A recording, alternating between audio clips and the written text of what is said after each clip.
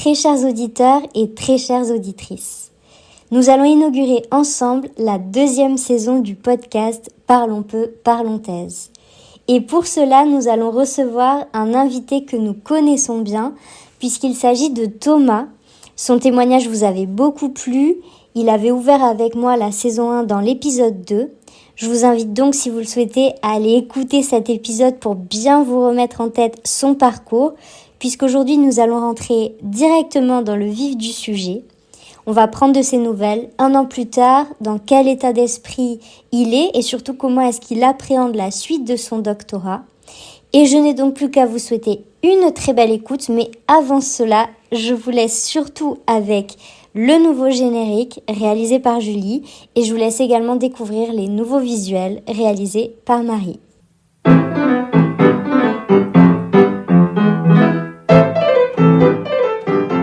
Bienvenue sur Parlons peu, parlons thèse, un podcast sur le doctorat en sciences humaines et sociales.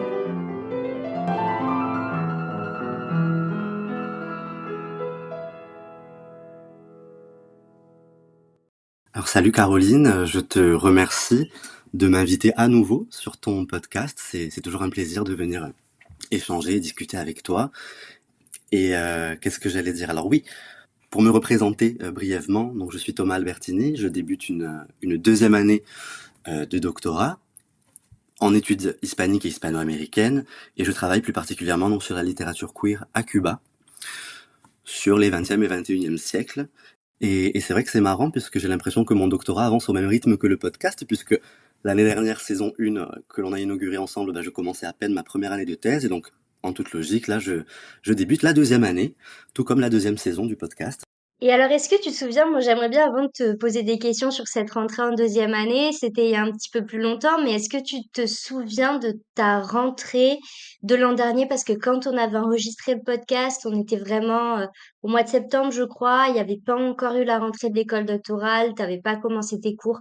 Alors, est-ce que tu as des souvenirs de ce début de la première année? Alors oui, je m'en souviens très bien, mais c'est vrai que comme tu l'évoques, ça a donné un petit peu cette impression d'ébullition, un petit peu avec pas mal de choses qui se passaient en même temps. Donc j'avais peut-être pas encore pris la mesure de cette rentrée, en fait. C'était un petit peu, j'avais un peu la tête dans le guidon peut-être à l'époque. Et alors c'est un peu paradoxal parce que 1 an plus tard, je prends progressivement la mesure du temps qui passe. C'est-à-dire que à la fois cette rentrée en première année me paraît très lointaine, mais en même temps je me rends compte que l'année est passée mais à une vitesse affolante. Donc c'est assez marrant au niveau de la perception du temps en tout début de 2e année. Il n'y a qu'une seule année qui s'est écoulée, mais c'est déjà bizarre au niveau du ressenti personnel. J'ai l'impression que ça s'est passé vraiment très vite. Donc cette rentrée en première année, je la ressens à la fois très lointaine, mais en même temps comme si ça s'était passé la semaine dernière, quoi. C'est assez paradoxal. Et alors depuis, quelle place occupe la thèse dans ta vie? Est-ce que tu as mis en place une méthode de travail qui a évolué au fil de la première année? Est-ce que tu appréhendes cette rentrée d'une autre façon? Oui, sincèrement, oui, j'essaye d'apprendre de mes, alors j'allais dire oui, de mes erreurs, mais qui n'en sont pas vraiment, puisqu'en première année, c'est un peu le cas de tout le monde. On tâtonne un petit peu, on cherche à la fois dans son sujet, à la fois dans son rythme de travail que l'on essaye d'établir au fur et à mesure, hein, puisque c'est quand même un travail nouveau, la thèse, le doctorat, qui se combine à d'autres tâches, hein, soit l'enseignement, soit la rédaction, publication d'articles, les préparations de communication. Donc, il y a beaucoup de choses quand même qui peuvent s'accumuler, et c'est un rythme vraiment à trouver, quoi, un rythme personnel à établir. On a toutes et tous une plus ou moins de rigueur, plus ou moins enfin, des façons particulières de travailler. Et donc oui, pour répondre à ta question, en première année, si j'avais plutôt le sentiment par moment de flotter un petit peu ou d'avoir un rythme, je prenais un peu les choses comme elles venaient, semaine après semaine. Cette année, par contre, j'essaye de m'efforcer d'être beaucoup plus organisé et de consacrer le plus gros pourcentage de mon temps de travail au travail de thèse. Ouais. Cette année, vraiment, j'en fais ma priorité. C'est ma 2e année au niveau de l'enseignement, de la charge de TD, donc je me sens quand même un peu plus à l'aise. Certaines choses au niveau du contenu ont changé, donc j'ai dû repréparer quand même mes cours. Je n'ai pas pu m'appuyer entièrement sur ce que j'avais fait l'année dernière, mais quand même, l'un dans l'autre, j'ai l'impression d'y passer moins de temps dans la préparation de mes cours cette année parce que déjà je stresse moins, parce que je me sens un peu plus à l'aise, que j'ai l'impression de maîtriser un peu mieux ce dont je parle. Donc ça aussi, ça me permet de me dire que cette année, vraiment, je vais me focaliser uniquement, enfin, en grande partie, pas uniquement, mais en grande partie sur mon travail de thèse, quoi. Et dans le même sens, c'est parti d'un commun accord avec mon directeur de thèse, mais je vais essayer de me limiter cette année, de pas partir dans tous les sens au niveau des projets. Et par projet, j'entends que ce soit des engagements ou des propositions de communication dans des colloques, des publications d'articles ou même la vie du laboratoire, hein, au sein de l'université, essayer de ne pas trop m'éparpiller, de ne pas dire oui à tout le monde et à tous les projets, comme j'ai pu le faire l'année dernière avec grand plaisir, hein, parce que j'avais envie de m'essayer un petit peu à tous ces nouveaux exercices. Mais cette année, je vais essayer comme je le disais, de consacrer vraiment la plus grande partie de mon temps de travail à la thèse. Ouais. Et comment s'est passé ce premier été entre 2 années de thèse? Parce que c'est vrai que tu as certainement travaillé ton projet avant le début de la première année, mais là, c'était la première fois où tu avais quand même ce long moment où, évidemment, on met pas totalement la thèse de côté, même si on essaie de se reposer, mais comment tu l'as vécu? Alors, cet été, enfin l'été dernier plutôt, il a quand même été bénéfique sur pas mal de points concernant la thèse, hein, concernant le doctorat. Alors c'est vrai que bon bah l'été, c'est la période idéale pour déconnecter un petit peu. Alors, moi, j'ai la chance en plus de pouvoir rentrer chez mes parents à Bastia, donc c'était pour le coup vraiment une déconnexion et même un éloignement physique de Bordeaux, de mon lieu de travail, je dirais, que ce soit l'université ou la maison, qui est aussi un lieu de travail, hein, il faut se le dire. Donc, ça m'a permis de me sortir un petit peu de ce contexte-là, de cet environnement, pour vraiment prendre une bouffée d'air, qui est nécessaire hein, pour tout le monde. Et ça m'a permis, en fait, alors on décroche certes, mais on décroche jamais totalement. Il y a toujours le sujet qui est dans un coin de la tête et qui refait surface à certains moments, même quand on est sur la plage l'été. Mais justement, vu que c'est un autre contexte, un autre cadre de réflexion, et qu'on n'est pas devant son ordi comme tous les matins avec son petit café, qu'on se sort un petit peu de ce cadre-là, on pense autrement et on voit peut-être les choses différemment. Et alors dans mon cas, très précisément, ça m'a permis alors non pas de changer mon sujet, mais de le resserrer, de le restreindre vraiment, de me rendre compte que je partais un peu dans tous les sens au niveau de la délimitation, de la définition du sujet, puisque l'année dernière je travaillais donc sur la littérature queer hispano-américaine, donc j'essayais enfin je flottais tant bien que mal sur tout le continent latino-américain.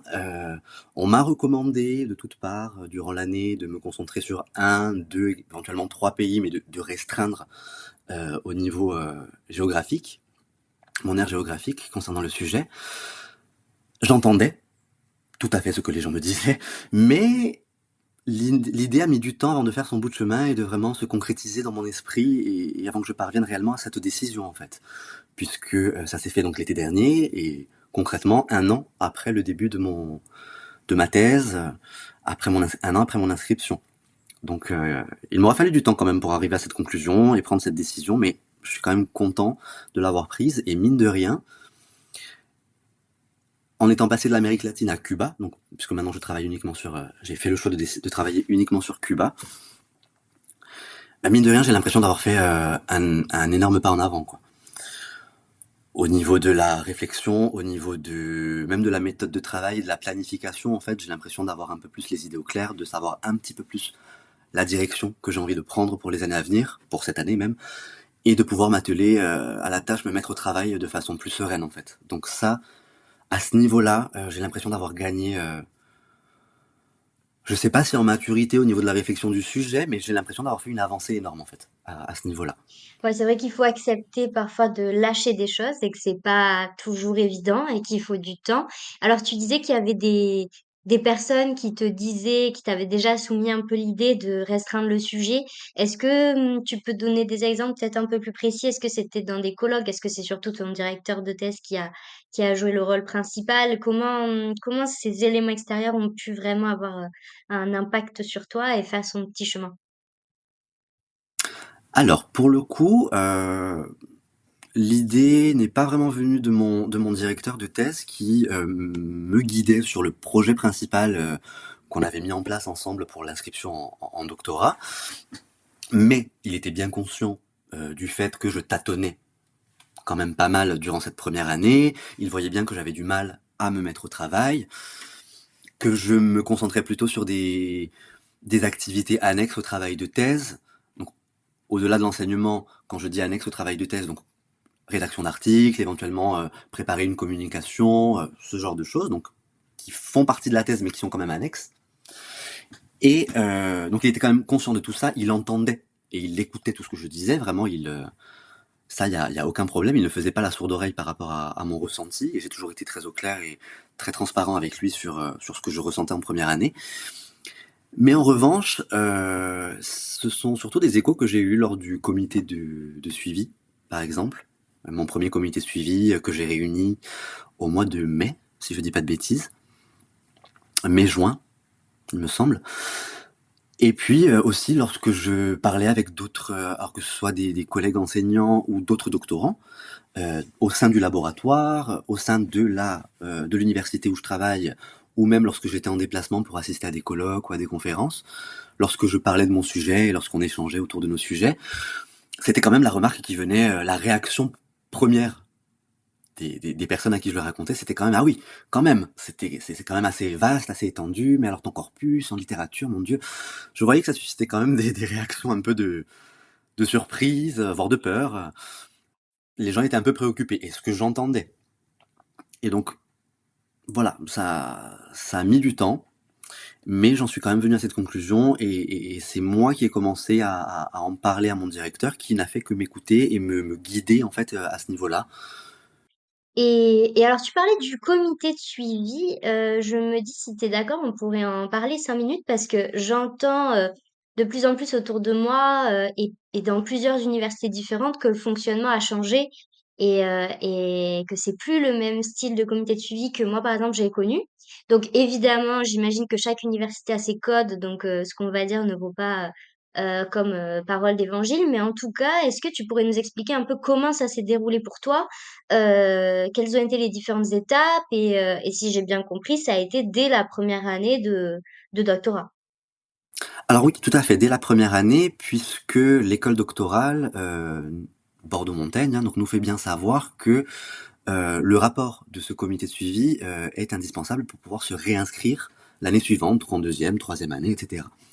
Donc oui, on devait le réunir et être en possession de ce fameux rapport avant la réinscription, donc autour des mois de septembre-octobre. Donc ça, oui, c'est un indispensable dès la première année.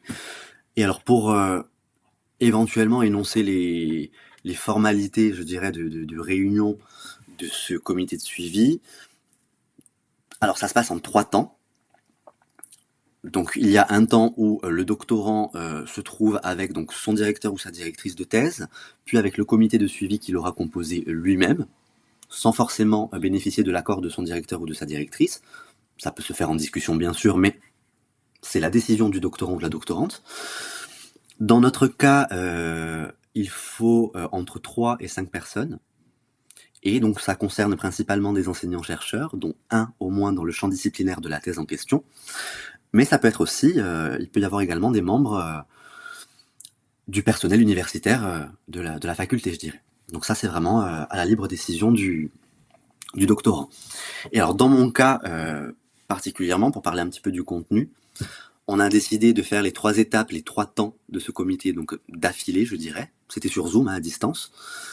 Le premier temps, il s'agit donc du doctorant, du comité, ainsi que du directeur ou de la directrice. Pendant ce premier temps, alors c'est moi qui l'ai inauguré, j'avais préparé un petit discours synthétique où je rappelais, ou même je présentais, hein, puisque pas tout le monde n'était au courant, à part mon directeur, les autres n'étaient pas forcément au courant de ce que j'avais fait pendant l'année. Donc mes activités, annexes au travail de thèse durant l'année, ma charge d'enseignement également, quelques mots dessus.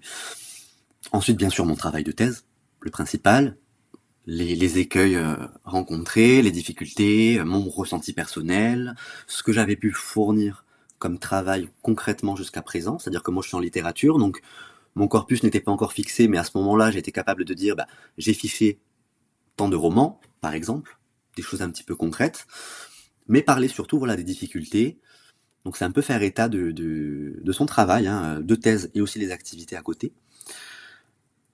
Donc j'ai commencé ce premier temps par un petit discours, une dizaine de minutes, hein, c'était assez bref, une dizaine, quinzaine de minutes, et qui a donné lieu du coup à un échange ensuite avec le comité en présence de mon directeur. Dans un second temps, je me suis déconnecté pour laisser donc le comité échanger avec mon directeur de thèse. Et dans un troisième temps, lorsqu'ils m'ont rappelé, je me suis reconnecté, mon directeur était déjà parti et j'ai pu m'entretenir seul à seul avec les membres du comité. Donc ça s'est passé assez rapidement. Le deuxième et le troisième temps ont été assez rapides. C'est surtout le premier temps où on a pu discuter, échanger tous ensemble. C'était assez productif et constructif, enfin pour moi, dans tous les cas. Ça m'a vraiment servi cet échange-là. C'était vraiment dans la bienveillance la plus totale. À ce niveau-là, il y avait vraiment aucun problème.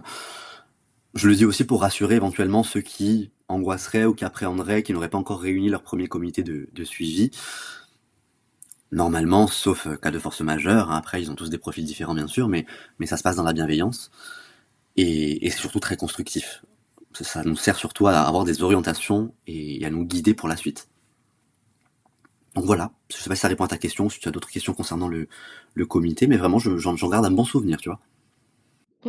Et peut-être que c'est dû aussi, le fait que tu en aies un bon souvenir, que ça a été constructif et bienveillant, au choix que tu as fait, au niveau des membres. Est-ce que tu aurais, 1 ou 2 conseils à donner? Je me dis peut-être qu'on se demande, mais comment choisir ces personnes-là?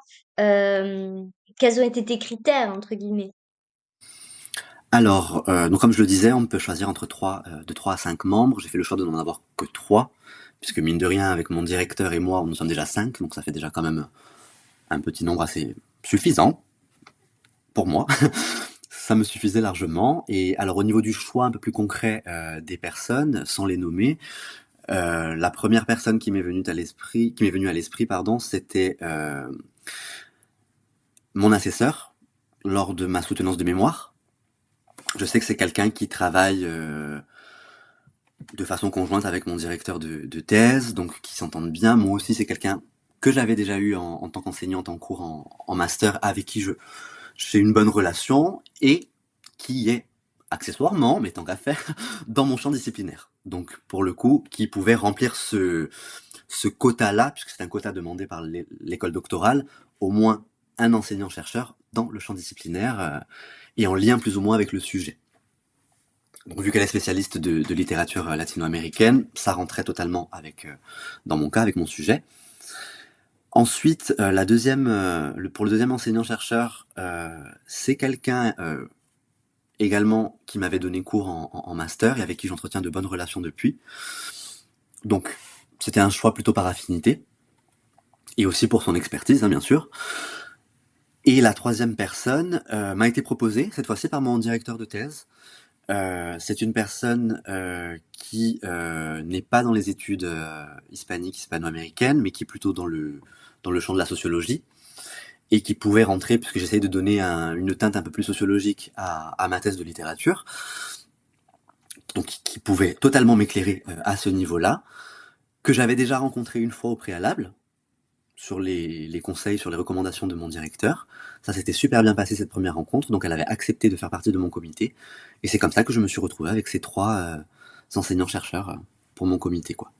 OK, donc expertise, affinité aussi et puis, faire confiance à la fois à son directeur, mais aussi, aux expériences qu'on a eues avant avec des personnes peut-être qu'on a eues en cours comme tu disais, ou qu'on a rencontrées dans des événements et d'ailleurs en parlant de ça, tu m'as dit tout à l'heure que ta première année, tu l'avais un petit peu dédiée à, avoir des expériences scientifiques dans des événements scientifiques ou alors, par la rédaction peut-être, de textes, d'articles ou alors, organisation de la recherche. Est-ce que tu peux nous faire aussi un petit retour d'expérience sur ce 1er pied, mis, dans ce monde de l'organisation de la recherche et de la production scientifique?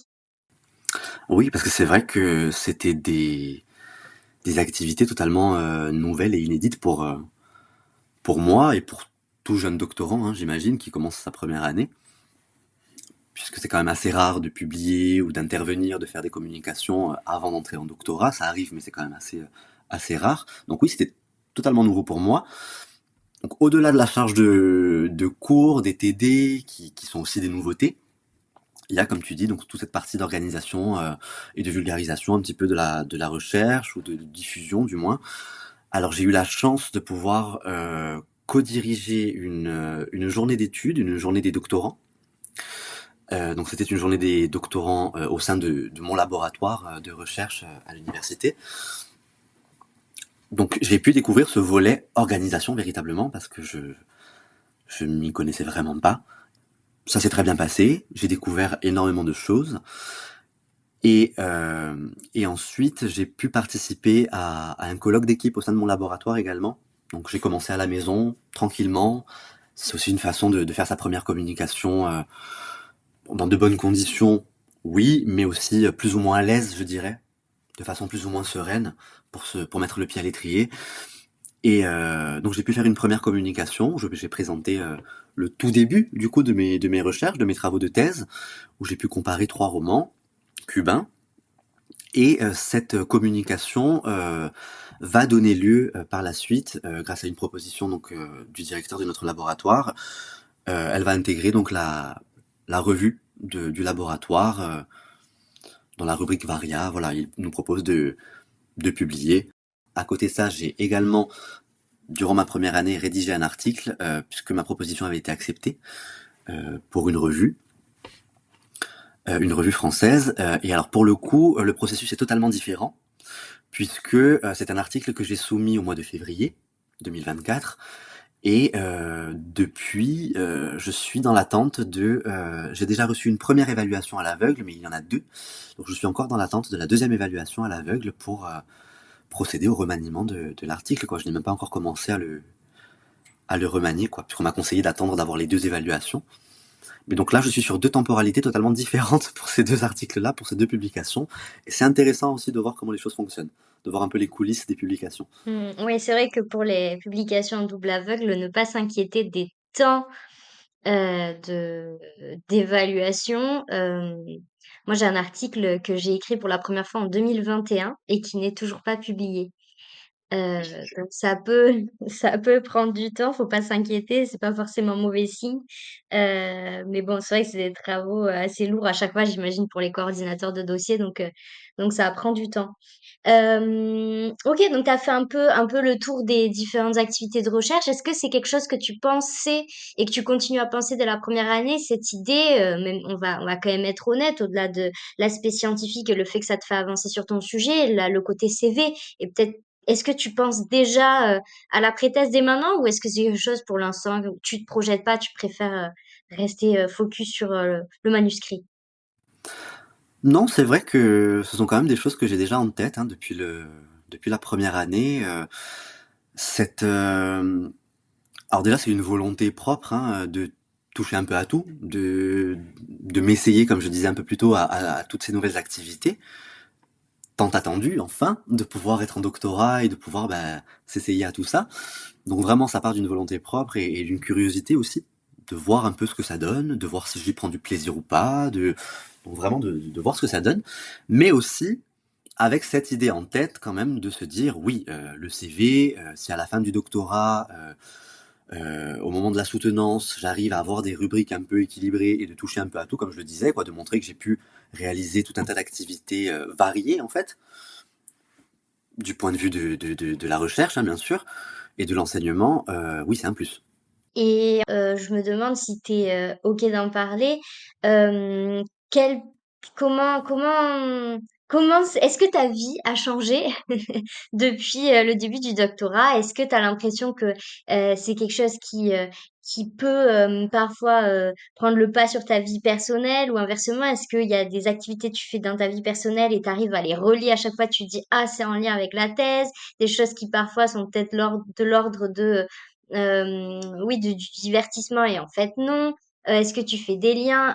D'ici quelque temps, il y aura certainement un épisode sur la santé mentale, donc je veux pas trop empiéter dessus, mais est-ce que tu pourrais un petit peu peut-être faire un retour d'expérience à ce niveau-là, plus personnel après une année de doctorat? Est-ce que tu as l'impression que ton rythme de vie ou l'organisation de ta vie a changé?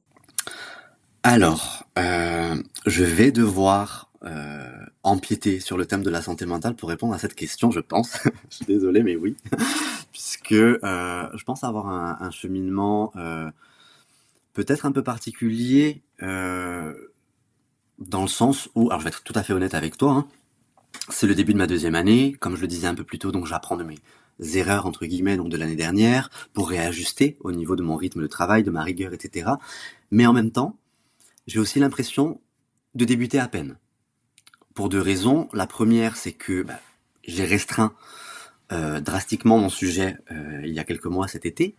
Donc pour m'en tenir à Cuba, même si voilà, j'ai déjà quand même quelques avancées à ce niveau-là, sur ce pays-là, donc ça va, je pars pas non plus de zéro, mais tout de même, mon sujet a changé récemment, donc j'ai l'impression de presque repartir à zéro, même si c'est pas le cas. Et aussi parce que je suis à peine ou toujours, je sais pas quelle est l'expression à utiliser ici, en train d'essayer de fixer mon rythme de travail en fait. Et je pense que c'est quelque chose qui se fait tout au long du doctorat, peut-être, je ne sais pas, mais j'ai l'impression de d'entrer à peine dans le vif du sujet. Que ce soit surtout vraiment au niveau du rythme de travail, de la charge de travail. Alors, je vais pas refaire toute ma formation et tout mon parcours, mais juste très brièvement, en 2023, donc 2022-2023, j'ai suivi donc une année de préparation à l'agrégation que j'ai obtenue donc en 2023. Dans la foulée, j'ai également été auditionné pour l'obtention d'un contrat doctoral. Et donc c'était une période assez intense de ma vie, et j'en ai fait les frais en fait tout au long de la première année. Je m'en suis rendu compte, là je peux en parler avec un peu de recul, mais j'avais un peu la tête dans le guidon, je pense, en première année, et je me rends compte maintenant de toutes ces choses-là. Donc après l'agrégation, après le contrat doctoral, donc l'été dernier en fait, enfin l'été 2023, je n'ai pas véritablement pris le temps de me reposer, ou même si j'ai tenté de le faire, je crois que mon cerveau était encore en ébullition, mine de rien, pendant les 2 mois d'été, et j'ai attaqué en fait la rentrée de septembre 2023, qui était ma rentrée en première année, en étant encore un peu, en ayant encore un peu l'esprit qui partait dans tous les sens. Je pense. J'avais pas eu le temps de faire un peu le reset et de souffler, de prendre une bonne respiration, de tourner la page et d'aller de l'avant. Et je pense que c'est ça qui a donné lieu à tous ces tâtonnements, à toute cette période de flottement et de stagnation. J'emploie ces termes parce que c'est vraiment le ressenti que j'avais personnellement l'année dernière. Alors que d'autres me disent que non, et c'est pas l'impression qui en est ressortie lors du comité de suivi. Mon directeur n'aime pas spécialement que je parle de ma première année en ces termes-là, mais donc j'ai fait quand même des choses pendant cette première année. On vient d'en parler, on vient de les évoquer, mais c'est vrai que j'ai l'impression, au niveau de mon travail de thèse, de ne pas avoir fait grand-chose. On est toujours très critique envers soi-même, je pense, tu vois, mais j'ai vraiment cette impression-là. Donc qui me bouge aussi cette année, en cette deuxième année, tu vois, à me dire, allez, là, on va être un peu plus rigoureux, on va se faire un rythme de travail et on va y aller sérieusement. Mais voilà, il m'a fallu, je pense, un an, donc pour savoir sur quoi je voulais travailler réellement, et me dire, non, non, pas l'Amérique latine, mais Cuba, simplement, pour pouvoir commencer et terminer cette thèse, dans de bonnes conditions. Et je pense, oui, qu'il m'a fallu un an aussi pour me dire, pour être conscient du fait que je rentrais dans un travail de thèse, quoi, avec tout ce que ça peut impliquer, avec toute la charge mentale et les conséquences que ça peut avoir sur notre vie personnelle, oui. Donc j'ai pris un an, mine de rien, à faire le point, à tous les niveaux sur ma vie et à me relancer un petit peu sur le bon chemin, quoi, sur la bonne voie. Et au début, jusqu'à il y a pas très longtemps, je considérais ça comme du temps perdu. Et je m'en voulais énormément. T'es le premier à me tirer des pierres, à me jeter des pierres, alors que bon, ça n'a pas lieu d'être, je dirais. Mais là, je me rends compte que c'était peut-être nécessaire, tout simplement. Et que je préfère que ça se passe en première année, plutôt que de frôler le burn-out en troisième ou quatrième année quand c'est pas vraiment le moment. Donc, je me dis, c'est de ça mal pour un bien, en fait. Tu vois, je le vois comme ça. Et je suis content d'avoir le recul nécessaire pour en parler aujourd'hui, puisqu'il y a peut-être 2, 3 mois, j'aurais pas eu le même discours, en fait. Oui, je pense que c'est un cheminement. Alors, tout le monde passe pas par ces étapes, mais en tout cas, ça montre bien que le doctorat en 3 ans, en tout cas en sciences humaines et sociales, a quand même ses limites et que oui, on a besoin de plus de temps. Tu parlais du burn-out. Est-ce que t'aurais des conseils à donner à des personnes ou des mécanismes que tu as mis en place, des choses pour peut-être éviter de se noyer dans cet océan du doctorat dès la première année? Parce que tu as dit que tu avais l'impression de ne pas avoir fait grand-chose, mais au niveau de la fatigue, au niveau des activités que tu as fait, et pourtant j'imagine que tu as été actif. Oui, oui, oui, oui. En fait, j'ai été très actif au niveau de... J'ai pris du plaisir au niveau de la charge d'enseignement, d'élaborer mes premiers cours, c'était vraiment un régal, et de les donner aussi.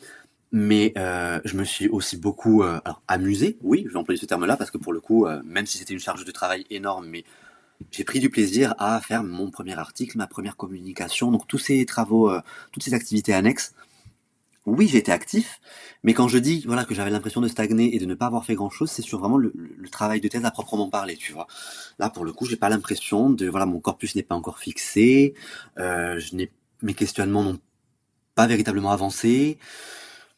J'ai fait quelques romans dans l'année, mais sans suivre un rythme très rigoureux ou très régulier. Donc c'est à ce niveau-là que je m'en veux en fait. Et que je vais essayer de pallier tout ça, d'essayer de ne pas retomber dans les mêmes difficultés, dans ces mêmes obstacles en fait pour la deuxième année. Donc oui, j'ai été actif, mais j'avais pas. Je me suis lancé un peu à corps perdu, je pense, dans cette première rentrée, dans toutes ces nouvelles activités, en délaissant la thèse, alors que c'est quand même le travail principal, hein, pour lequel je me lève tous les matins. Si je ne fais pas cette thèse, si je n'écris pas cette thèse, si je ne la soutiens pas, ça ne sert à rien de faire tous les à côté. Donc c'est pour ça que voilà, cette année j'essaie de rééquilibrer en fait et de refaire de la thèse ma priorité. Donc oui, j'ai été actif, mais pas peut-être pas pour la bonne chose ou enfin je ne sais pas. En tout cas, ce qui est fait n'est plus à refaire, hein, puisque c'est toujours une première communication de fait, un premier article qui va être publié. Cette année, je vais essayer de remettre un peu l'église au milieu du village, quoi.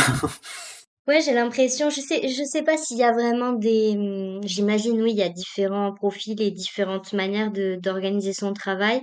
Euh, de mon côté, j'ai eu l'impression que cette volonté d'essayer d'être régulière, de travailler sur la thèse sur le temps long, j'y suis jamais arrivée et que c'était plutôt sur des périodes courtes, par exemple les vacances scolaires ou alors bah, quelques 4 5 jours où là tu as du temps libre de manière suivie, où là c'était un peu plus intensif et le fait d'avoir des jours suivis, ça a tout changé, ça permettait d'être beaucoup plus dans le sujet et donc d'avancer plus rapidement, d'être plus efficace. Et c'est vrai que quand tu as tes journées qui sont entrecoupées de toutes ces activités ou d'autres choses que tu dois gérer dans ta vie, je pense qu'au final, on y met peut-être la même énergie, mais on est moins efficace parce qu'on n'est pas pleinement dédié mentalement à la tâche. Et parfois, sur une période plus courte, finalement, on a de meilleurs résultats. Donc, en tout cas, je pense que oui, il faut pas trop culpabiliser et en même temps essayer, oui, quand même, de se mettre un petit cadre pour, euh, eh ben, terminer cette thèse à un moment donné, si on le souhaite. Oui, parce que comme tu le disais, c'est vrai qu'on a tous des rythmes de travail bah, très différents, bien sûr, hein, mais des fois, alors en faisant précisément ce qu'il ne faut jamais faire, mais en se comparant des fois à d'autres, très souvent eu l'impression en fait d'être moins travailleur peut-être que d'autres en cette première année. Et je me suis dit, bon Thomas, tu fais une thèse comme tout le monde en fait, enfin, comme les autres, comme tes camarades, donc il va falloir peut-être avoir le même rythme de travail qu'eux. Et c'est à ce niveau-là, concernant une fois de plus le travail de thèse pur et dur, hein, pas toutes les activités autour, puisque en fait voilà, mon défaut cette première année a été plutôt de prendre une fois de plus, hein, pour utiliser l'expression de mon directeur, parce que je la trouve très juste cette expression, des chemins de traverse en fait. Tout ce qui n'était pas la thèse, eh ben, je me lançais dedans à corps perdu. Donc, un article à rédiger, une communication à préparer, allons-y gaiement. Et ça me, alors j'avance un petit peu sur ma thèse en faisant ça, bien sûr, puisque l'un dans l'autre, je ne parle pas d'un sujet complètement différent de celui de ma thèse. Ça se regroupe, ça se rejoint, ça me permet aussi d'avancer, c'est sûr, mais c'était préparer un cours, ça me permettait d'évacuer un peu la thèse et de peut-être moins angoisser, peut-être moins appréhender par rapport à ça. C'était des choses, des activités avec des échéances plus concrètes, mine de rien, plus proches, donc on y va plus volontiers, quoi. C'est humain, je pense. Ouais, c'est un petit peu, je pense qu'on appelle la procrastination active. Et en même temps, j'ai pas envie de minimiser toutes ces activités puisque, comme on le disait, elles te serviront par la suite et elles seront valorisées. Mais c'est vrai que parfois, c'est plus tentant, peut-être de répondre à tous ces mails qu'on a en attente parce que c'est immédiat, parce que comme ça, on peut le cocher sur sa liste, alors que bon, écrire une partie de la thèse, on ne peut jamais finalement cocher la chose. On ne sait pas quand est-ce qu'on commence, quand est-ce qu'on termine, quand est-ce que c'est le point final. Donc c'est vrai que parfois il y a ce côté un petit peu moins concret. Et je pense aussi, on a fait le tour des activités annexes. Est-ce que t'as eu des activités un peu plus institutionnelles au sein du labo ou alors associatives au cours de cette première année? Alors oui, oui, oui, oui, j'ai également eu la chance d'avoir quelques fonctions au sein du laboratoire. Alors j'ai été élu avec d'autres camarades, nous sommes trois à avoir été élus représentants des doctorants de notre laboratoire en février dernier et pour un mandat de 2 ans. Ce qui nous permet d'assister au conseil du laboratoire également. Donc on a accès un petit peu aux coulisses. Mine de rien, on voit un petit peu comment sont prises toutes les décisions. Donc c'est très formateur aussi à ce niveau-là. Très intéressant au niveau de l'expérience hein, aussi. Et donc ça c'est pour 2 ans, comme je te le disais. Et j'ai également été assumer la vice-présidence d'une association Avispa. Que tu as créée il y a quelques années au sein de notre université et que donc nous avions repris avec des camarades cette année. Alors c'est une activité qui nous a occupés à certains moments de l'année, mais c'est vrai que, étant donné qu'on était toutes et tous en première année, les membres du bureau, peut-être qu'on n'a pas pu faire autant d'activités qu'on le souhaitait ou développer le travail et la vie même de l'association comme on l'aurait souhaité, puisque on s'est retrouvés toutes et tous un peu éparpillés au milieu de ces nouvelles activités-là. Euh, et moi personnellement, j'ai pris la décision de ne pas renouveler mes fonctions au sein du bureau, même si je continuerai à être membre adhérent de l'association, bien sûr. Mais j'ai fait le choix cette année ça fait partie du rééquilibrage dont je te parlais tout à l'heure, en fait, d'essayer de minimiser un petit peu, voire d'enlever. Et là, c'était le cas, c'était possible pour la vie associative.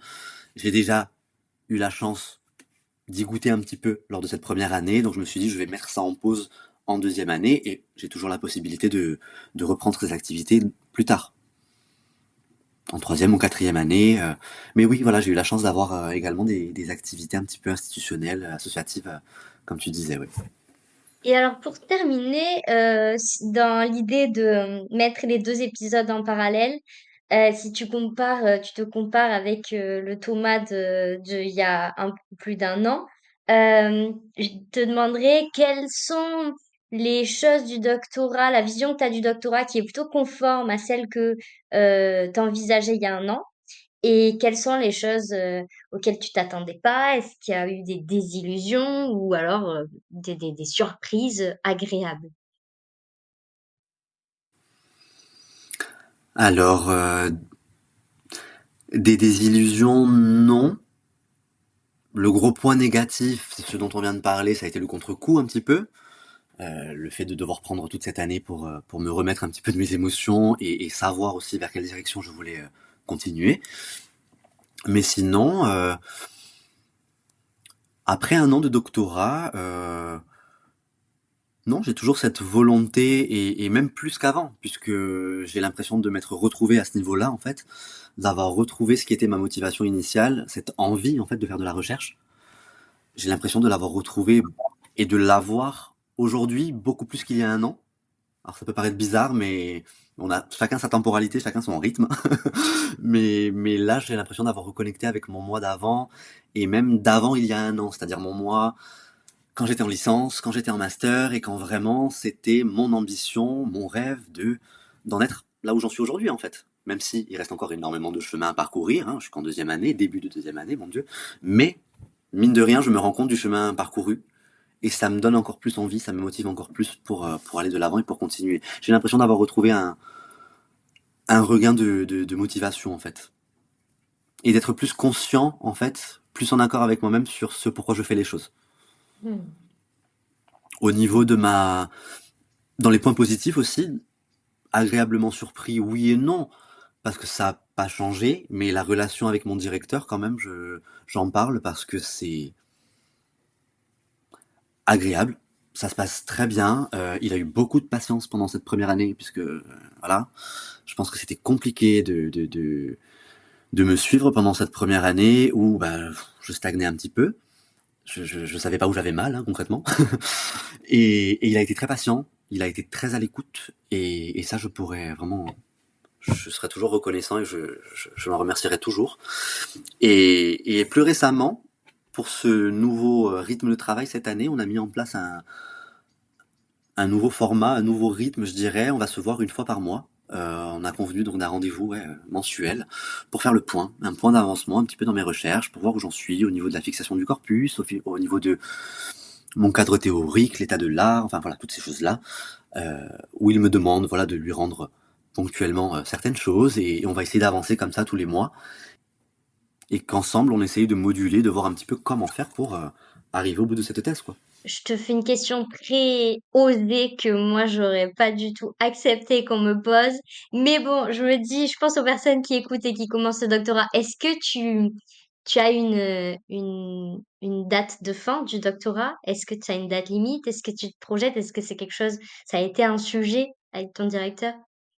Et tu as le droit de dire non ou de pas vouloir me répondre. Alors, non, non, si je vais te répondre, ça n'a pas du tout été un sujet avec mon directeur pour l'instant. Je t'avoue que à aucun moment il a amené ce sujet-là sur la table. En revanche, c'est une question que je me pose. Entre moi et moi-même, bien sûr, c'est une question que je me pose. Alors, donc il faut savoir que j'ai un contrat doctoral donc d'une durée de 3 ans. Et mine de rien, ça rentre aussi ça prend en considération ces temporalités-là. Donc je suis au début de la 2e année. Ce contrat va se terminer donc à la fin de ma 3e année. Je sais pertinemment que je n'y serai pas à la soutenance à la fin de ma 3e année, donc à la fin de mon contrat doctoral. Donc j'espère avoir la possibilité, mais ça on a le temps, on verra plus tard, mais d'avoir un autre type de financement peut-être pour la 4e année. Mais en prenant conscience, donc comme je te le disais, donc en prenant la mesure du temps qui passe après cette première année de doctorat, j'ai quand même l'ambition de terminer au bout d'une 4e année, même si je peux très bien déchanter d'ici l'année prochaine ou réajuster en cours de route. Je sais très bien qu'il y a beaucoup de variables que je peux pas prendre en compte aujourd'hui. Donc, dans l'idéal, en fait, si ta question était à quelle date souhaiterais-tu soutenir, je t'aurais répondu à la fin de ma 4e année. Mais après, réellement, je n'en sais rien, bien sûr. Je pense que c'est important aussi d'avoir pour soi-même un rétro-planning. Ça permet aussi, oui, de se projeter, de savoir euh, quand est-ce que le bout du bout arrive et, euh, et aussi de pas s'épuiser outre mesure et avoir d'autres projets ensuite post-thèse. Exactement, de se dire qu'il y a des choses après la thèse aussi, oui, oui, tout à fait. Est-ce qu'il y a quelque chose que tu aurais voulu dire avant de terminer cet épisode où voulais pas repartir sans, ou est-ce qu'on a fait le tour? Non, écoute, je pense qu'on a fait le tour, hein. Ça m'a fait plaisir d'évoquer tous ces sujets-là, d'en parler vraiment en toute transparence et sans filtre, parce que je sais que ça peut aider énormément de personnes, mine de rien. Donc, surtout ceux qui projettent de s'inscrire en doctorat ou qui sont à peine inscrits en première année, je sais que ça peut énormément aider. Donc, et moi aussi, mine de rien, c'est toujours agréable de faire le point sur cette première année, sur soi-même, et aussi de prendre conscience que les choses ont changé en un an, ouais. Ouais, je pense que le premier épisode, il était peut-être plus, il était pour tout le monde évidemment, mais peut-être des étudiants qui projetaient de s'inscrire en doctorat. Et là, je me dis, quand on est au début de sa première année, ça peut être bien d'avoir un retour fin de première année pour savoir peut-être ce qui nous attend ou comment appréhender cette première étape. Ben, je te remercie beaucoup et puis merci d'avoir inauguré avec moi cette saison 2 et puis on est reparti pour de nouveaux sujets qui sont importants à traiter en doctorat, je pense. Bah écoute, merci beaucoup, et moi aussi, j'ai super hâte de voir un petit peu quels vont être les sujets de cette 2e saison, en tout cas.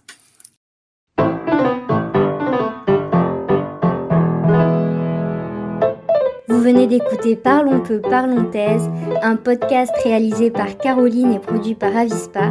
J'espère que vous avez passé un agréable moment et à très vite pour un prochain épisode.